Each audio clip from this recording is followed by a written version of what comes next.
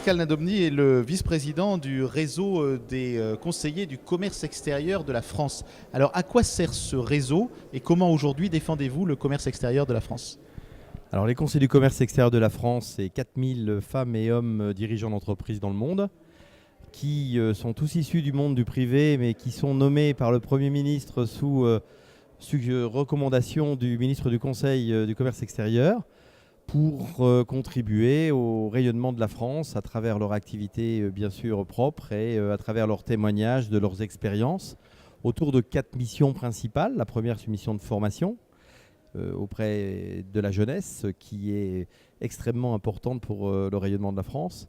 La deuxième, c'est l'accompagnement des entreprises à travers un nombre de dispositifs divers et variés, mais où nous sommes surtout, de manière générale, de manière avantageuse, des témoins d'expérience, des témoins du vécu, des praticiens et non pas des opérateurs.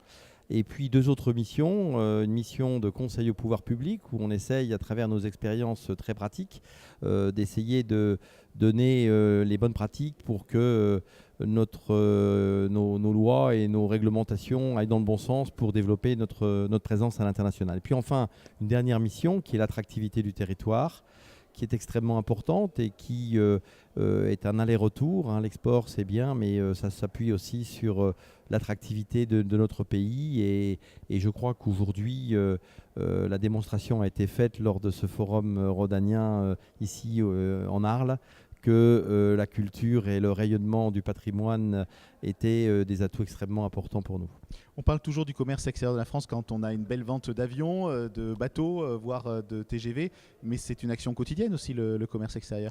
Alors effectivement, on parle souvent des grands exportateurs, mais aujourd'hui, les flux sont essentiellement tirés par un nombre d'entreprises beaucoup plus importantes que nos grands groupes, qui sont les ETI et les PME de nos territoires. Alors bien sûr, nous ne sommes pas encore aussi nombreux que les Italiens ou les Allemands, mais en tout cas, aujourd'hui, je pense que nous sommes en ordre de marche pour avancer dans plus de coopération. Les nouvelles technologies nous amènent tous d'ailleurs à être toujours plus collaboratifs, plus agiles et plus solidaires. Et toutes les actions collectives qui se traduisent par des approches par filière ou par des intégrations verticales font que nous sommes beaucoup plus forts à l'international. Et quand nous embarquons en plus la culture et bien sûr notre patrimoine, nous sommes plus forts.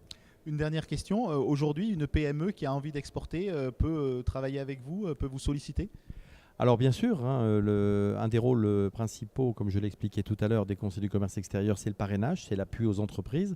Alors nous ne sommes pas des consultants, nous ne sommes pas des opérateurs publics. Nous travaillons en partenariat avec les opérateurs, qu'ils soient d'État comme Business France ou qu'ils soient régionaux comme les chambres de commerce et d'industrie. Mais nous sommes, nous, des témoins, nous sommes des parrains, nous sommes des mentors, nous sommes souvent des dirigeants qui peuvent conseiller de pair à pair des entrepreneurs qui ont fait le choix de l'international mais qui n'ont pas encore le même niveau d'expérience. Merci beaucoup. Voilà.